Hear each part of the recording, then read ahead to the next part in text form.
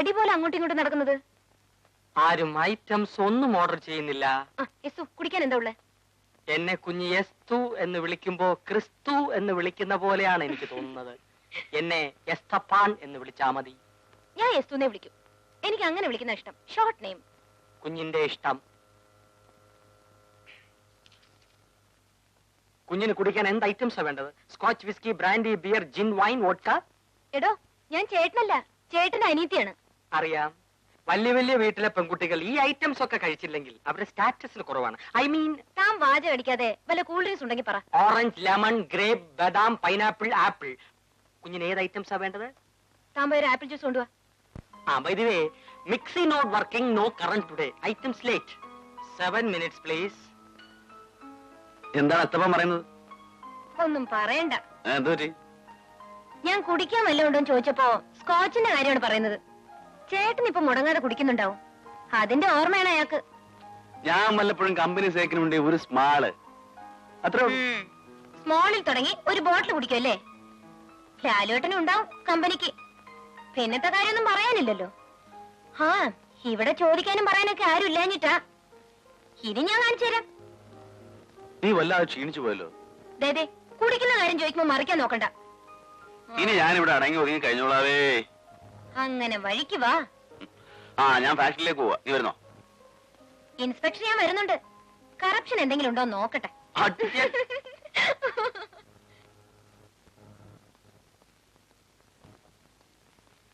ചേട്ടാ, ഞാൻ പ്രിയക്കൊന്ന് ഫോൺ ചെയ്തിട്ട് ഞാൻ അവളും കൂടെ ഓഫീസിലേക്ക് ഒന്നിച്ച് വന്നേക്കാം.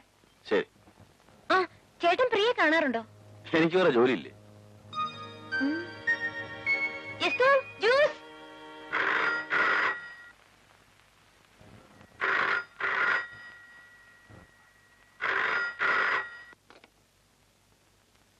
ഹലോ, പങ്കജാക്ഷമനോൻ ഇവിടെ.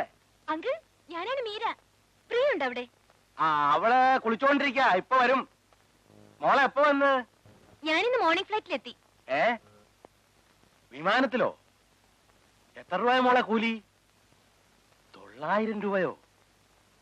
വല്ല ബസ്സിലോ മറ്റോ വന്നിരുന്നെങ്കിൽ 10-25 രൂപയ്ക്ക് പൂനായി നാട്ടിലെത്തത്തില്ലായിരുന്നോ? ബാക്കി കാശ് വല്ല കൊള്ളാവുന്ന ബ്ലേഡ് കമ്പനി ഇട്ടിരുന്നെങ്കിൽ 30-31% പലിശ കിട്ടത്തില്ലായിരുന്നോ? അങ്കിൾ എപ്പോഴും ബാങ്കിൽ പണം ഇട്ട് പലിശ വാങ്ങണം എന്നുള്ള വിചാരമേ ഉള്ളൂ. അത് കൊള്ളാം. വിവരമുള്ളവർക്കും ബുദ്ധിമാന്മാർക്കും മാത്രമേ പലിശക്കാശ് കൊണ്ട് ജീവിക്കാൻ പറ്റത്തുള്ളൂ മോളെ. നീ കൊച്ചല്ലേ, ഇതും ഇതുപോലെ പലതും നിനക്ക് ഇപ്പൊ മനസ്സിലാകില്ല. അത് വരുന്നുണ്ട്, അവിടെ കൊടുക്കാം. ആരാച്ചാ? മീര. മീരയോ? ഹലോ മീര. ഞാൻ മോർണിംഗ് ഫ്ലൈറ്റിലെത്തി. നീ ഒന്ന് വേഗം ഇങ്ങോട്ട് വന്നേ. ഞാനേ ഹലോ ഹലോ. എന്ത് പറ്റി മോളെ? നാശം, ഡിസ്കണക്ട് ആയി. മോളെ മോളെ, മീരയെ വിളിക്കണോ? അതെ. എന്തിനാ മോളെ? അവൾ ഇങ്ങോട്ട് വിളിക്കും, വെറുതെ 75 പൈസ കളയണോ? ഞാൻ തന്നേക്ക് 75 പൈസ. അച്ഛന്റെ ഒരു പിശുക്ക്. നീ തന്നാലും നിന്റെ അമ്മ തന്നാലും എന്റെ പോക്കറ്റിൽ നിന്നാ ചോരുന്നത്. നിങ്ങൾ എന്തിനാ എന്റെ അമ്മയ്ക്ക് പറയുന്നത്? സാവിത്രി അമ്മ കേൾക്കാതെ ഓരോന്ന് പറഞ്ഞ് ഉടക്കാൻ വരരുത്. ഞാൻ നിന്റെ അമ്മയ്ക്ക് പറഞ്ഞില്ല, എവിടെ അമ്മയ്ക്കാ പറഞ്ഞത്? ആർക്കാ മോളെ ഫോൺ ചെയ്യുന്നത്? മീരയ്ക്കോ മമ്മി? കട്ടായി പോടി. എപ്പോ തന്നെ അങ്ങ് വന്നേക്കാം. നീ അങ്ങ് പൊയ്ക്കളരുതേ. ഓക്കെ. രാവിലെ 75 പൈസ. നിങ്ങൾക്ക് എപ്പോ നോക്കിയാലും ഈ പലിശയുടെയും പൈസയുടെയും കണക്ക് മാത്രമേ ഉള്ളൂ. അതേടി അതെ. ഞാൻ ഇങ്ങനൊക്കെ പിടിച്ചുണ്ടാക്കുന്നോണ്ടാ തള്ളേ മോളും മുതുകു തുറന്ന ബ്ലൗസും സാരിയൊക്കെ കൊടുത്തു നടക്കുന്നത്. അല്ലോ, നിങ്ങളെ പോലെ ഈ കച്ചത്തോടത്തുകൊണ്ട് ഞങ്ങൾ കിടക്കാൻ പറ്റുമോ? എനിക്കാണെ ക്ലബിനെ പറ്റും പോകേണ്ടതാ. അവിടെ ഒരു ക്ലബ്ബ്. എടി, ഈ വേഷം കിട്ടുന്ന കാശൊക്കെ വല്ല പ്രൈവറ്റ് ബാങ്കിൽ വിട്ടാ നല്ല 1-ാം തരം പലിശ കിട്ടും. ഇന്നൊരു കൂട്ടർ 32%, വേറൊരു കൂട്ടർ 36% പത്രത്തിൽ എഴുതിയിരിക്കുന്നത്. നിനക്കറിയാവോ? അതെങ്ങനെ അറിയാനാ? അക്ഷരം അറിയാമെങ്കിലേ പത്രം വായിക്കാൻ പറ്റൂ. എന്തിനാ മനുഷ്യ, ആകെ കൂടി ഒരു മോളല്ലേ ഉള്ളൂ. ഇങ്ങനെ തിന്നാതെ കുടിക്കാതെ ഉണ്ടാക്കിയിട്ട് ആർക്ക് കൊടുക്കാനാ? ഉണ്ടാക്കിയ കാശൊക്കെ മകൾക്ക് സ്ത്രീധനമായിട്ട് കൊടുക്കുമെന്നായിരിക്കും വിചാരം. എന്റെ മോള് കൊള്ളാവുന്ന ഒരുത്തിനെ ഒപ്പിച്ചെടുത്താ അവക്കൊള്ളാം. അല്ലാതെ സ്ത്രീധനം കൊടുത്ത് പങ്കജാക്ഷമേനോ കെട്ടിക്കൊന്ന് വിചാരിക്കണ്ട. മോളെങ്ങനെയാ പോകുന്നത്? നമ്മുടെ കാർ എടുത്തോണ്ട്. എന്തിനാ മോളെ? ആ മീരെ കൊച്ചോണ്ട് ഇങ്ങോട്ട് വന്ന് കൂട്ടിക്കൊണ്ടുപോകാൻ പറഞ്ഞാ പോരായിരുന്നു?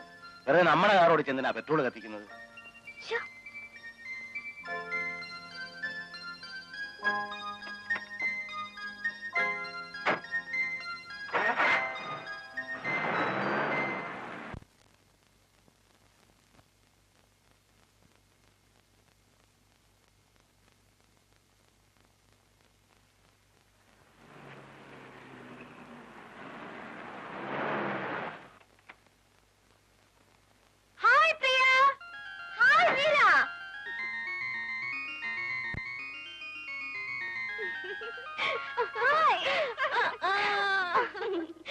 എന്താടി പൂനെയിൽ നിന്ന് പുറപ്പെടുന്നതിന് മുമ്പ് ഒരു ഫോണൊന്നും ചെയ്തൂടായിരുന്നു?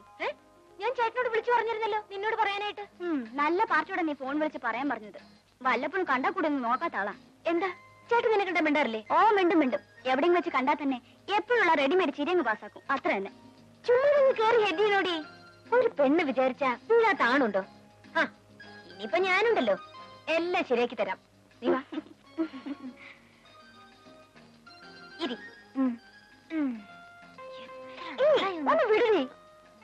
നിന്റെ ശൈ ഇപ്പോഴും മാറിയിട്ടില്ലല്ലോടി. നിന്റെ ആ പ്രകൃതത്തിന് ഇപ്പോഴും ഒരു മാറ്റമില്ല.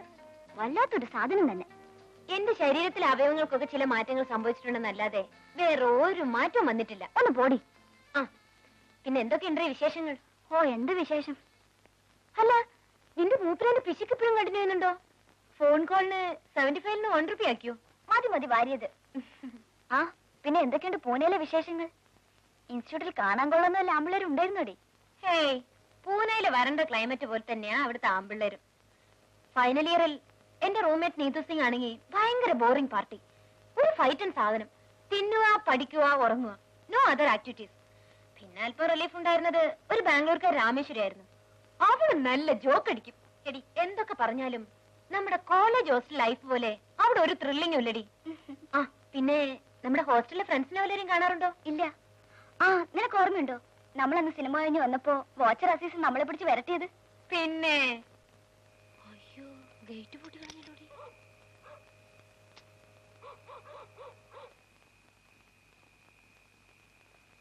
അസീസേ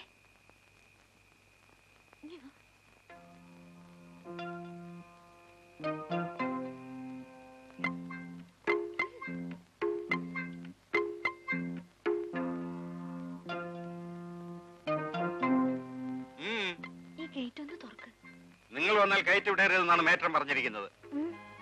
എന്താ കാര്യം? എവിടെ പോയാലും 6 മണിക്ക് മുൻപ് ഇവിടെ എത്തണമെന്നല്ലേ ഇവിടത്തെ നിയമം? നിയമമൊക്കെ ശരിയാ.